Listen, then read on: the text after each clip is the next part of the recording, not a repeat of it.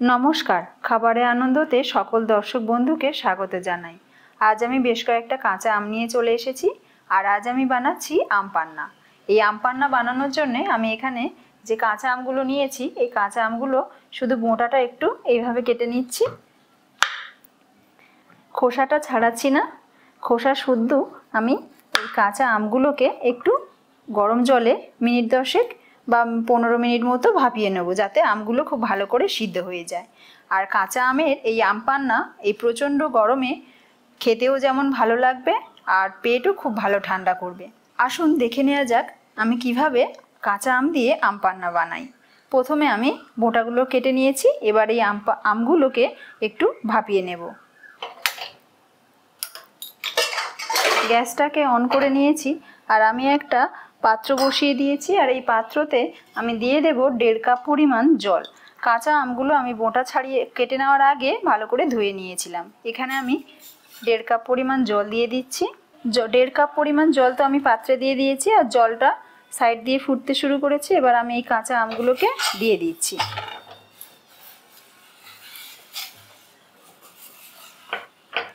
কাঁচা আমগুলো জলে দেওয়ার পর আমি এখানে 1 ইঞ্চি পরিমাণ আদা ছাড়িয়ে একটু এরকম টুকরো করে নিয়েছি, এটা আমি দিয়ে দিচ্ছি জলের মধ্যে। আমের সাথে আদাটাও খুব ভালো করে ভাপিয়ে নেব। জলটা ফুটতে শুরু করেছে, আমি এই ঢাকনা দিয়ে ঢেকে দিচ্ছি। এইভাবে আমি প্রায় 10 থেকে 15 মিনিট ভাপিয়ে নেব, যতক্ষণ না আমটা খুব ভালো করে সিদ্ধ হচ্ছে। আমগুলো ভাপাতে বসিয়ে দিয়েছি। এদিকে আমি বেশ কিছুটা পুদিনা পাতা নিয়েছি। এই পুদিনা পাতাগুলো আমি একটু ডাঁটি থেকে এইভাবে ছড়ে ছড়ে নিয়ে নেব। আর এটি স্বাস্থ্যের পক্ষেও খুব উপকারী।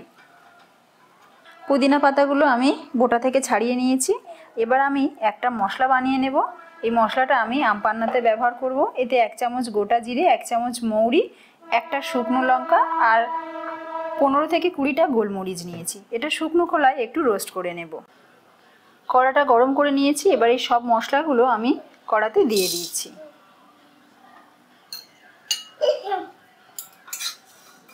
মশলাগুলো শুকনো খোলায় সামান্য একটু ভেজে নেব। 1/2 চা চামচ পরিমাণ লবণ আমি এখানে ব্যবহার করলাম, এতে মশলাটা খুব ভালো করে তাড়াতাড়ি রোস্ট হয়ে যাবে। মশলাটা খুব ভালো করে রোস্ট করে নেওয়া হয়ে গেছে। আমি এবার গ্যাসের ফ্লেমটা বন্ধ করে দিচ্ছি। এবার এই মশলাটা আমি ঠান্ডা করে নিয়ে তারপর এটা গুঁড়ো করে নেব। পুদিনা পাতাগুলো ধুয়ে নেওয়ার পর খুব ভালো করে আমি ছড়ে নিয়েছি। এবার মিক্সির জারের মধ্যে আমি কয়েক টুকরো বরফ দিয়ে দিচ্ছি। দিয়ে পুদিনা পাতাটা আমি একটু আলাদা করে বেটে নেব। বরফ দিলে পুদিনা পাতাটা খুব মসৃণভাবে পেস্ট হয়। এবার এই ছড়ে ধুয়ে নেওয়া পুদিনা পাতাগুলো মিক্সির জারের মধ্যে নিয়ে পুদিনা পাতাগুলো মিক্সির জারের মধ্যে নিয়ে নিচ্ছি।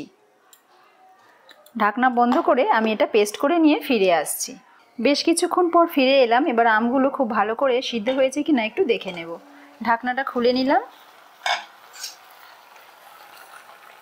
একটা চামচ দিয়ে আমের গায়ে একটু এরকম প্রেস করব, দেখব আমগুলো খুব নরম হয়ে গেছে। তখনই বুঝবো যে আমগুলো খুব ভালো করে সিদ্ধ হয়ে গেছে।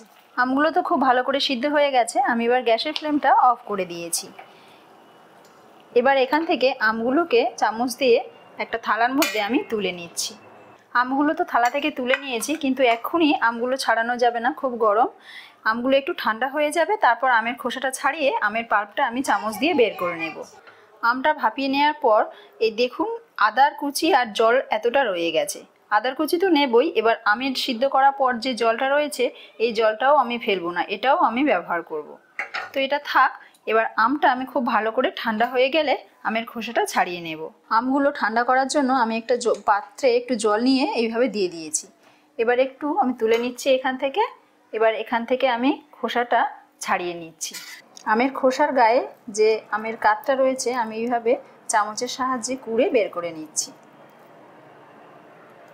একটা আম ছাড়ানো হয়ে গেছে। আমি আবারও একটা আম নিয়ে নিয়েছি। আমের খোসাটা এইভাবে হাত দিয়ে ছাড়িয়ে নিচ্ছি। প্রথমটা একটু বেশি গরম লাগলো, এবারে একটু ঠান্ডা হয়েছে। এবার একটা কাঁটা চামচ নিয়ে আমটাকে এরকম শক্ত করে ধরে আমের আটির গায়ে থেকে সমস্ত আমের পাল্পটা আমি এইভাবে আর একটা চামচ দিয়ে কুড়ে বের করে নিচ্ছি। আমি এইভাবে সমস্ত আমগুলো থেকে আমের পাল্পটা বের করে নিচ্ছি। কত সহজে আটি থেকে আমি আমের পাল্পটা বের করে নিলাম। এইভাবে আমি সমস্ত আমগুলোকে ছাড়িয়ে তার থেকে পাল্পটা বের করে নিচ্ছি। আমের পাল্প বের করে নিয়ে আমি ফিরে আসছি। আমের কাতগুলো আমি মিক্সির জারের মধ্যে নিয়ে নিচ্ছি।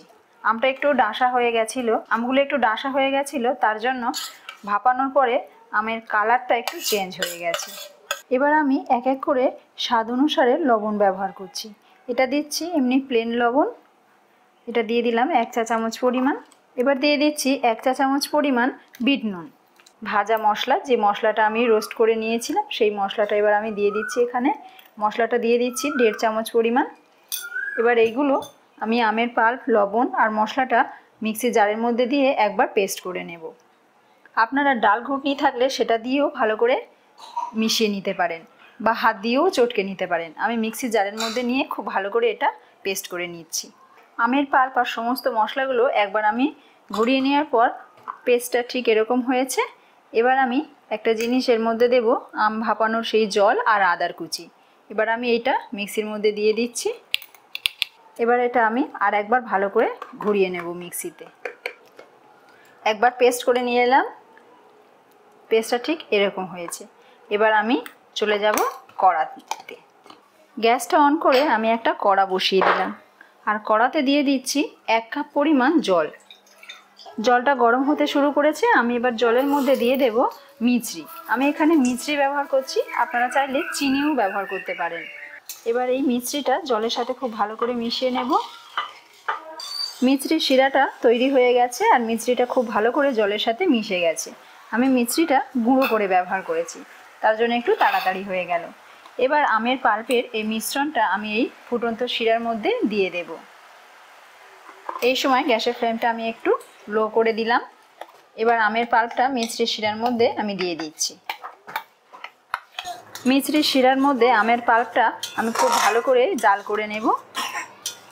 এইভাবে জাল করে নিলে আমের পাল্পটা যদি বেঁচে যায় অনেক দিন থাকে, প্রায় 20-25 দিন মতো এইভাবে জাল করে নিলে ফ্রিজের মধ্যে রাখা যায়।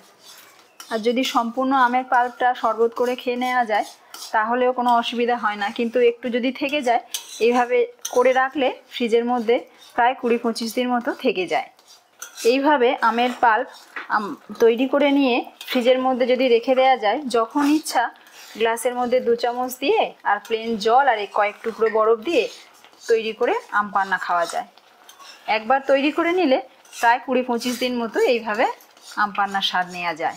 আম পান্নার মিশ্রণটা তৈরি হয়ে গেছে। আমি এবার গ্যাসের ফ্লেমটা বন্ধ করে দিলাম। এবার এটা একটু ঠান্ডা করে তারপর আমি আম পান্না শরবত বানাবো। আম পান্নার মিশ্রণটা ঠান্ডা হয়ে গেছে। আমি এবার প্রায় 1.5 চামচ পরিমাণ লেবুর রস নিয়েছি। এই লেবুর রসটা ঠান্ডা আম পান্নার মিশ্রণের মধ্যে দিয়ে দিচ্ছি। এটা দিয়ে দিলে কি হয়, আম পান্নার মিশ্রণটা অনেক দিন পর্যন্ত ঠিক থাকে। লেবু রসটা দেওয়ার পর একটু আম পান্নার মিশ্রণের সাথে আমি ভালো করে মিশিয়ে নিলাম। 2 গ্লাস নিয়ে নিয়েছি। আমি এবার গ্লাসের মধ্যে 2 টুকরো বরফ দিয়ে দিলাম আর এখানে আমি দিয়ে দিচ্ছি আম পান্নার মিশ্রণটা। এক একটা গ্লাসে আমি 2 চামচ করে আম পান্নার মিশ্রণ দিয়ে দিচ্ছি। 2 চামচ দেওয়ার পর মনে হলো আরেকটু দিই, আর 1 চামচও দিয়ে দিলাম। অপর গ্লাসটাতেও দিয়ে দিচ্ছি।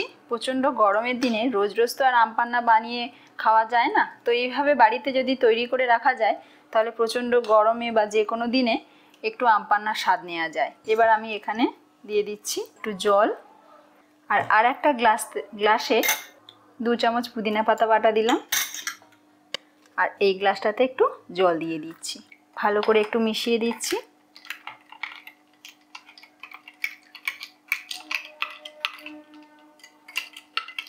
আম পান্না তো তৈরি হয়ে গেছে। আমি একটু লেবু স্লাইস দিয়ে গ্লাসটাকে সুন্দর করে সাজিয়ে দিচ্ছি।